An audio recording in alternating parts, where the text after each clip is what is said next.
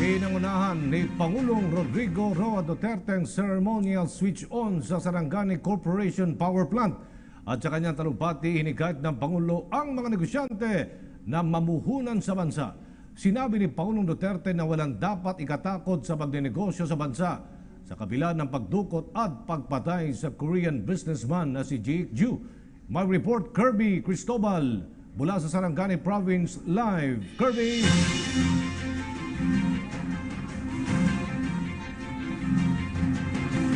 Mayong gabi, Aljo at Cathy, pinangunahan ni Pangulong Rodrigo Duterte ang ceremonial switch-on ng Section 1 at ang groundbreaking ceremony ng Section 2 ng coal-fired power plant ng Sarangani Energy Corporation. Dito yan sa Maasin, Sarangani Province.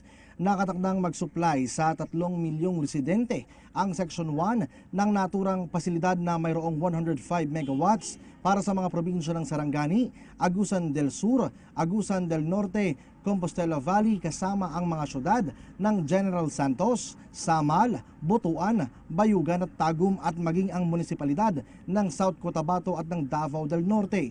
Sa naging talumpati ng Pangulo, pinasalamatan nito ang Alson Power Group sa paglalagay ng planta sa Mindanao na makakatulong mapunan ang kakulangan sa elektrisidad sa rehiyon.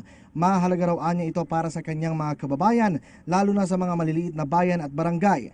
Matagal ng problema ang kawalan ng kuryente sa Mindanao kung saan nakakaranas ang ilang mga lugar rito ng 10 hanggang 12 oras na brownout. Ngunit sa ngayon naman, asahan na magbibigay ito ng malinis, mura at tuloy-tuloy na supply ng kuryente sa mahigit 6 na milyong residente sa oras naman na matapos itong Section 2 ng nasabing planta.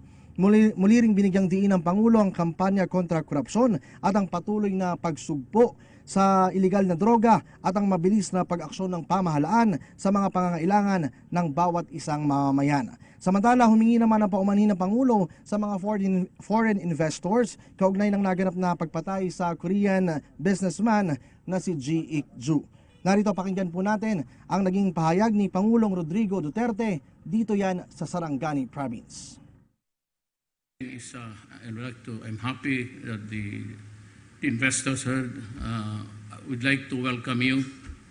I apologize for the death of your compatriot.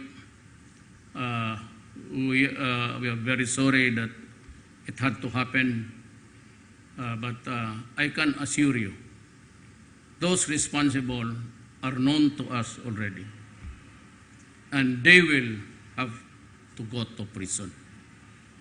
And I will see to it that they are sentenced to the maximum. There is no death penalty because if there is, they suspended it because of church and all of the pressures of the libertarians. I'm asking for its restoration.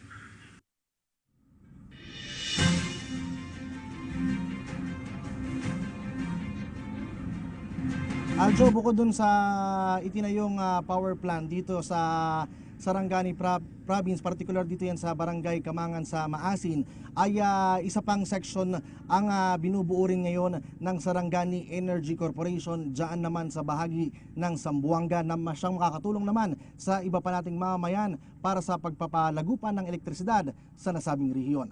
So yan muna ang update mula pa rin dito sa Sarangani Province. Para sa PTV News, Kirby Cristobal. Maraming salamat, Kirby Cristobal.